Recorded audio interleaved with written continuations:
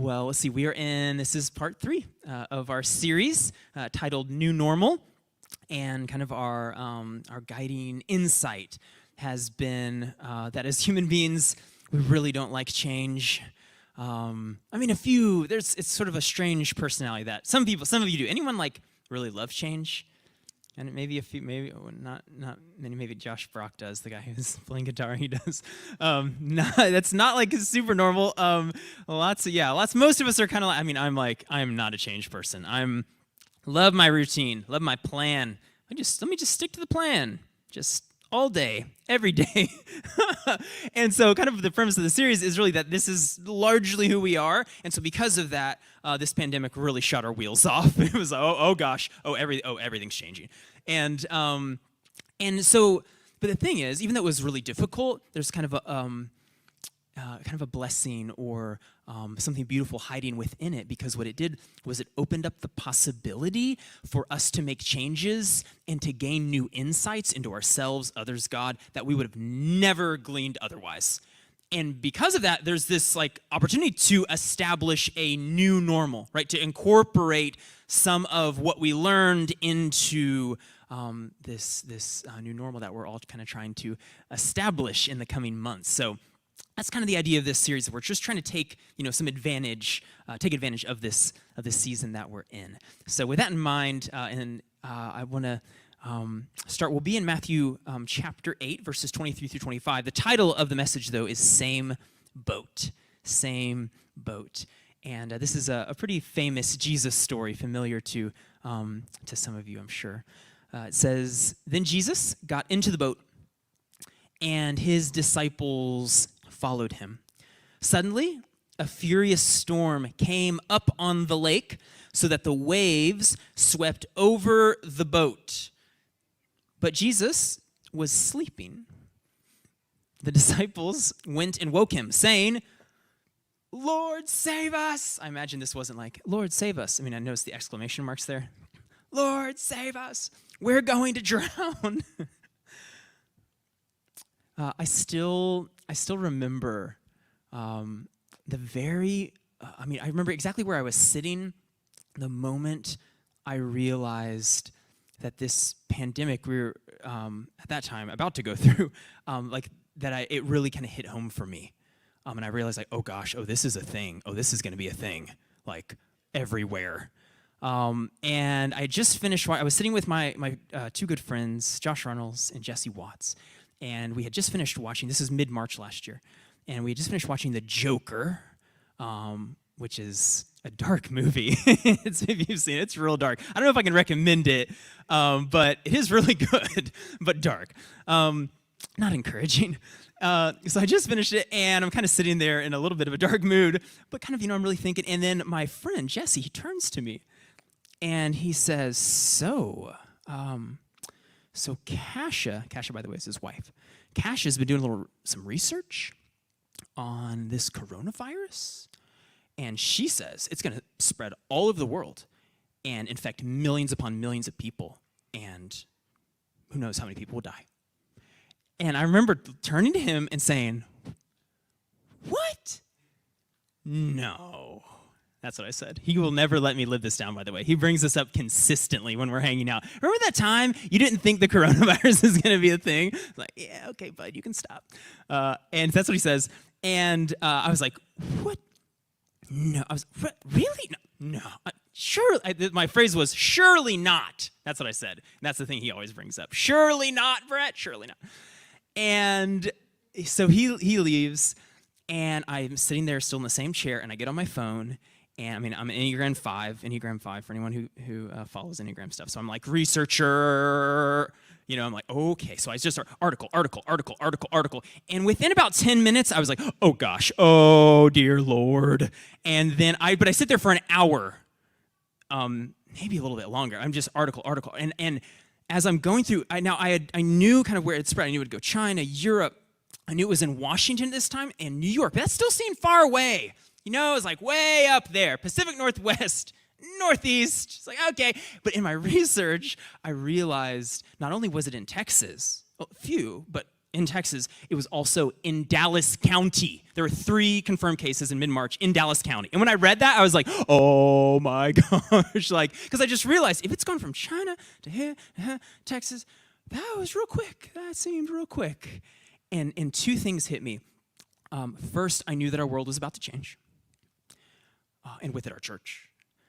And then second, I realized just how powerfully connected and intertwined we all are. I don't just mean here, like us, this community. I mean like the entire world. And I knew this like intellectually. You know what I mean? Like I knew all about like globalization. The world has shrunk in the sense of, where it used to take months to travel around the world, and now it's like 24 hours, you can be almost anywhere. And, so I understood international travel, and the internet, of course, has kind of brought us all close in that sense, where we're just very aware of different cultures, different perspectives, different ways of viewing the world. I mean, if you imagine growing up, even just 100 years ago, like you pretty much knew the people in your little town. And that's like, and so whatever they believed, you believed.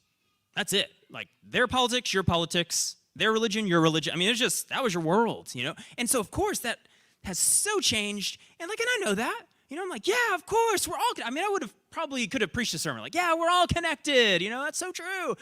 But it was all up here, which is a real problem for me.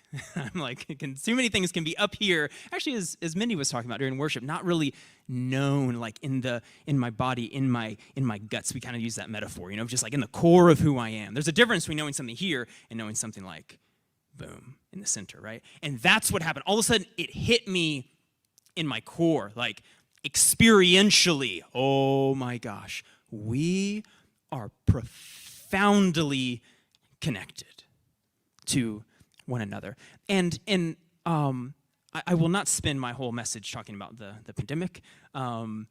And really what I want to do is kind of use this as a picture, as a metaphor in a way, because of course it's true geographically, because of travel and things, we are more connected than we used to be, and physically, spatially, we're more connected. We can be in different places in the world. But really what I'm talking about is psychologically, emotionally. If you were here 2 weeks ago, I just barely touched on this idea of how we're extremely tuned into one another at levels we don't even consciously understand, but you have already picked up the moods and the attitudes and the vibes of more people in this room than you realize. We're deeply connected. So I'm talking psychologically, emotionally, and I believe even spiritually, though I can't necessarily explain that. It's sort of a more intuitive thing. I think God, because we're connected to God and the Spirit of God is present everywhere, I think we're more connected to others than we realize. And like I said, I could have preached that like 2 years ago, but it's different. It's different now. It's really hit me at a new level. There's a quote I came across, Martin Luther King Jr. He said, "In a real sense, all of life is interrelated. All men," he of course here means humanity, he's just writing a while ago, all people were caught in an inescapable network of mutuality, tied in a single garment of destiny. You probably could have just told this was MLK, even if I hadn't told you that, just from those metaphors. So he's a magnificent writer. Tied in a single garment of destiny. Whatever affects one directly affects all indirectly. Can you see how that happens, right? Because of this connection, whatever happens to you, whether it's Caleb, Graham, Mike, right? Like whatever kind of happens to you directly, it's not that everyone experiences it exactly like you did or to the exact same depths, but it what's the idea? It ripples out from you. It ripples out because you're a connected person. Now, remember, King, of course, he's writing in the 1960s. And so his context, he's really speaking primarily at that time to white folks, to a group of people who wanted to act as though they were separate. Right? I'm over here, you're over there. And this was literally in terms of segregation and things, like this was the world. I mean, it was legally instantiated. Right? So I'm over here, you're over there. My group's over here. Your group's over there. And this was sort of the myth that was being lived under at that time. And I think this is what King's speaking to, and he's saying, no. He's like, nope. That is a myth. This is a story you want to tell yourself about how I live. It's just these are my choices, these are my beliefs, this is who I am, and it doesn't impact anyone else. How we live, it doesn't impact anyone else. And he's like, no. This is profoundly impacting everyone collectively. We are all in the same boat. This is, I think, even true when there's not a geographical location connection, or even in a situation where you're estranged from someone. Have you ever known, maybe you've experienced this in your own life? I've known folks who are kind of estranged. Maybe it's a parent, could be a sibling, maybe a best friend they grew up, someone that was very formative for them, and yet now something happened, a rift, a conflict, something, and now they haven't spoken to each other in 10, 15, 20, 25 years. I mean, it can be a while. And yet, they are still so powerfully defined by precisely that relationship. Is that not, that's astounding, right? Because we think, well, now we're disconnected. They're over here, I'm over here. So, and it's like, oh my gosh, we can't get away from it, right? And it's through, how does it happen? I don't know. I mean, it's through memories, it's through feelings, words we remember.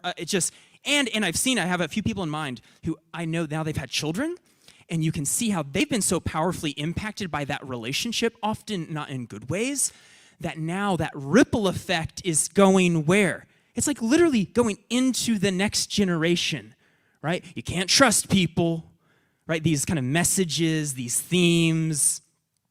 It's amazing how even in a estranged relationship where we think we're separate, it's no, we're all in the same boat. Of course, so far, all of my kind of examples have been quite gloomy. We got COVID, racism, estrangement. There's good news. This can also be positive, so I should probably name that. I'm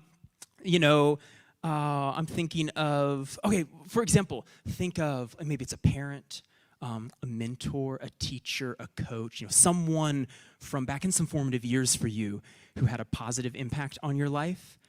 And how can you even begin to calculate what that has meant to you and to future generations? It's remarkable, isn't it? I had an experience. I think I told this story maybe online during the pandemic, but it's a good one, so I'll tell it again. I was 16 years old, and I was leading worship at a little country church, Lucas Christian Church, out in Lucas, Texas. And I remember I led worship, and then I kind of came down these little steps, and there was a woman who I'd never seen before, and she was kind of across the way, and she was kind of making eye contact with me, kind of looking at me like she wanted to talk or something, And so she kind of starts, walking towards me, and she walks right up to me, and she says, I have a word from God for you. That's what she said. And I was like, oh, okay, this is very intense. What's your name again? I'm Brad. We didn't know pleasantries. No, but we dispensed with all pleasantries. I have a word from God for you. Now, by the way, you should know, these moments are usually either very awesome or very terrible. Don't let the moral of the story be, always believe everything that when someone says, I have a word from God to you, that's always from God. No, you need to discern it, So I've had some not so good experiences with this, but this was a good experience. She said, I have a word from God for you. She said, one day, you will lead many churches. And then she turned around and walked out the door. I'd never seen her before. I've never seen her since. I don't even know her name. I have no idea. maybe she was an angel. I don't know. That's like it's probably my childhood Brett. Like, ooh. It was completely fascinating. Now, it's been a long road for me. Some of you know my story. Rocky road. It wasn't like I went to Bible college and then I became a pastor, and it's been onward and upward for me. It's a little bumpy journey. And yet here I am. Here we are. And as I was reflecting on that story this week, the thought came to me. That's kind of a question. Let me frame it like this. When she said that, I think that she was speaking prophetically, right? And she was kind of speaking to my what she perceived, what she sensed God was saying was a certain destiny or call in my life, right? And it was, for me, I received it kind of as a little bit of a promise, like, hey, God's doing something in your life. And so the question that came to me this week was, because of the rocky journey I've had, I've often gone back to that moment, and it's kind of sustained me in ways.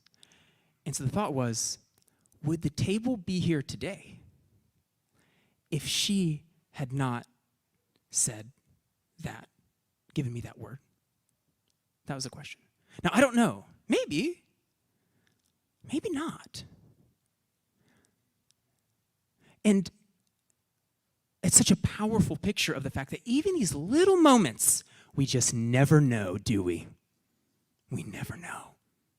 Just a little act of love, a little act of kindness might just set someone on a totally new trajectory.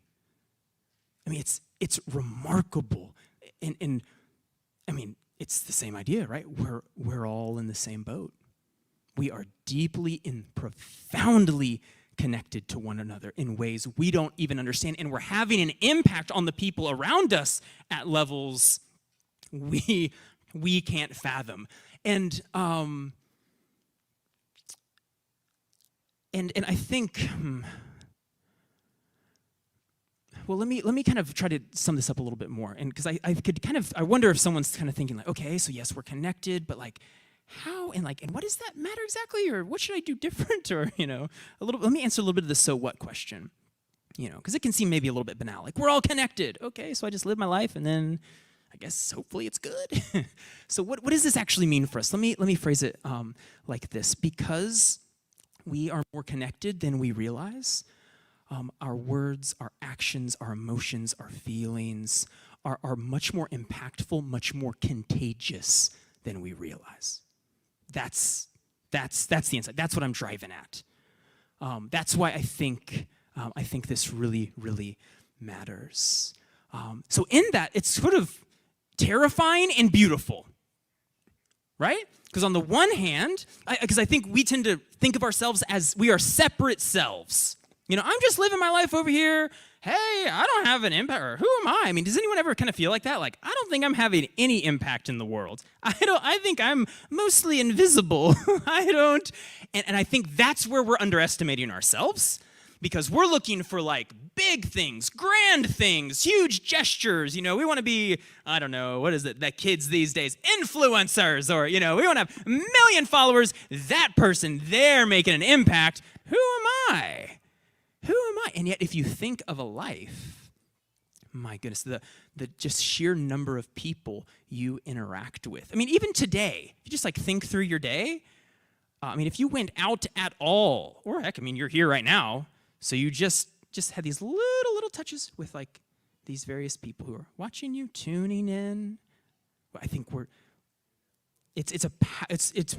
more powerful than we realize. We're having more of an impact than we realize. So there's good news and bad news here. Bad news is what you think is just yours isn't, and it actually is impacting the people around you. Obviously your family, but even rippling through your family out forever. Right? It's through into the interactions, coworkers, family, and it's kind of through them and then through them out to everyone. Which means, for example, your despair that you think is just yours is actually contagious. Your hate, that hatred, that venom you have for that person, that group of people, whatever it is, and you think, well, I just keep that under wraps, Nope, you don't. It's contagious. Your hurt, those unhealed wounds, contagious. It's contagious. It's spreading. Your anger, contagious. Violence, it's contagious. Your fear, very contagious. Very contagious. So that's the bad news. What's the good news? Your love is contagious. Your peace. Again, we are looking for big gestures. We're thinking, I got to do something amazing. No, who you are. If you can just experience the peace of God and carry that with you through the day, that is profound and hugely impactful on every person you interact with. Your faith, contagious. Your hope, contagious. Is this making sense? Yeah? Coming back to the text, I'm thinking of this moment when the disciples are freaking out. Verse 24, suddenly a furious storm came up on the lake so that the waves swept over the boat. This is scary. Jesus was sleeping. The disciples went and woke him up saying, Lord, save us, we're going to drown. Do they sound calm? Nope, they are afraid. And guess what? That fear, contagious.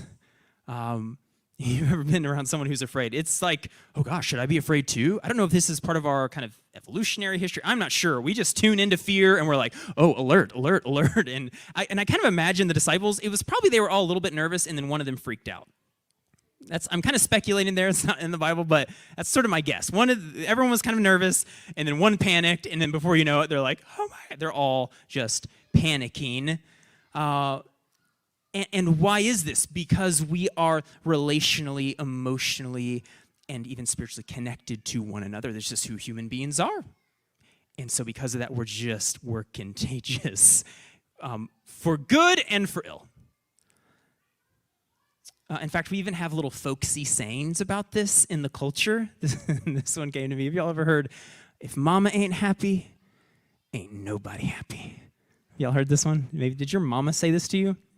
My mom did. I don't know if she was guilt tripping. I'm not sure what she was doing. If mama ain't happy, ain't nobody happy. And now what is this? Ooh, very exciting. Yes! For those online, the children are yelling. When I was thinking about like, why is this saying, I mean, it's sort of folksy and, cutesy, but it's kind of profound, because what's it saying? It's basically naming, look, often when mom's not happy, well, then who else isn't happy? Dad's not happy, right? And then once dad gets unhappy, well, now he's lashing out at the children, and so now they're unhappy, and then before you know it, little Cindy's like kicking the dog, and now the dog's unhappy. The dog has to go on antidepressants because mama wasn't happy, right? And this is kind of human communities. This is basically saying we're all in the same boat, and we spread. It just spreads. I was thinking even of jobs are like this, places of work. I was talking with, she's not here tonight, but a friend who attends the table, and she was saying that she got a new boss. And the boss, they're coming from a different industry, and they just don't quite know what they're doing, and so they are extremely anxious and stressed out. And it's already a pretty high-pressure job, but now this boss is anxious and stressed out, and now the entire department, what has happened? Everyone is what? Anxious and stressed out. This is also about leadership. If you can't totally tell, this message is also about leadership. Because it's true that we all impact each other at like a peer level, but boy, if you are leading anything from, a family to anything of work, you have influence in any way, just know your whole vibe, your emotions, who you are in the soul, it is spreading like wildfire. You may not realize it, and you're like, man, all those people, they have such bad attitudes. I wonder why. It's like, I might look at the leader. And of course, these are small examples, family, job. But what's crazy is how this starts to play out in whole communities, states, nations take on these vibes. It's like we're all contagious, and it spreads. Now, you might be thinking like, oh gosh, this is real depressing because I think human beings are a mess and will probably never be fixed, so I guess all hope is lost. Let's keep reading our text. Verse 25, the disciples went and woke him, saying, Lord, save us, we're going to drown. He replied, you're right, we are. No, that's not what he said. What did he say? You of little faith, why are you so afraid? Do you get the sense he's freaking out? I mean, isn't there just a calm? You have little faith. I mean, I imagine he's almost smiling. I mean, they're in the middle of this catastrophe of a storm on a boat. Dangerous. You have little faith. Why are you so afraid? And then he got up and rebuked the winds and the waves. Just quiet. And whoosh. It was completely calm. This is, I think, one of the most remarkable aspects of who Jesus was. That he was relationally and emotionally, he was connected to people. He was not telling this story of disconnection. I'm over here, and y'all can just be in your mess. He wasn't like that. He was very relationally, emotionally connected, and yet he was immune. He was immune. Are you tracking? And now what do I mean immune? I'm thinking he's immune to their, in this case, fear, immune to people's drama. There's a lot of drama in the world, isn't there? You have a lot of drama? I have a lot of drama in my life. Immune to the drama, immune to the fear, immune to the anger. And I kind of imagine him as, I have an elm tree out in my front yard. That's like, I don't know how old, it must be 80, 100 years. I mean, it's just huge elm tree. And have you ever seen a really big tree in a storm with those Texas winds? Like, it feels it, right? The leaves are kind of swaying. But have you ever looked at the trunk of a big tree in a storm? What's happening to the trunk? Pretty much nothing. It's just kind of there. And I suspect if we could see underground, the roots probably aren't swaying around in the wind either, right? I think this is a picture of Jesus, who I think was deeply connected to the one he called Father. And I think it's a picture of who we are called to be. So Jesus was immune, and yet Jesus was also contagious. What do I mean? He was contagious. His love, his peace, his joy was deeply and profoundly contagious. If you're taking notes, you can write this down. People catch who I am on the inside. People catch it. They don't even have to try. It just happens. People catch who we are on the inside. I think this is why Jesus said, they'll know you are my disciples if you love one another. That's not super flashy, but effective. People just see it. They just tune into it. I'll close with this story. I think a great little pop cultural example of this for those blessed enough to have Apple TV is the show Ted Lasso. If any of you have seen Ted Lasso, it's really fantastic. You can watch like little clips and stuff on YouTube. It's great. So I won't I won't give you an hour-long synopsis, but a very short version is that old Ted. So basically, we got a good picture of him.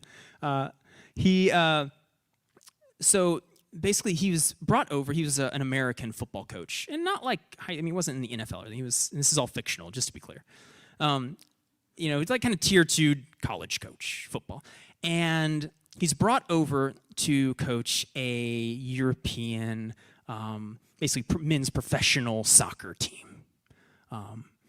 And he, of course, he knows nothing. Now, the whole kind of backstory is that he was basically brought here to fail. The owner, for various reasons, wants the thing to fail. And so she's like, I'll hire someone who doesn't know what he's doing. And so she hires his dad. So he comes, and he's coaching. And so the thing is supposed to tank. And I won't give the whole thing away. You figure all this out within the first episode. But basically, it doesn't. It doesn't tank. Instead, actually, the team starts coming together. He starts mentoring people. Like, he doesn't know anything about soccer. But what does he know? He knows people. And he starts speaking in their life. He starts believing in them. He starts encouraging them.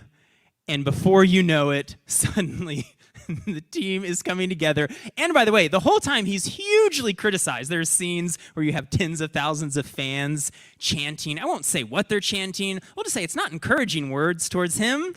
And what does he do? Or how much does he care? Not at all. Doesn't care. Just like, well, I'm just being me.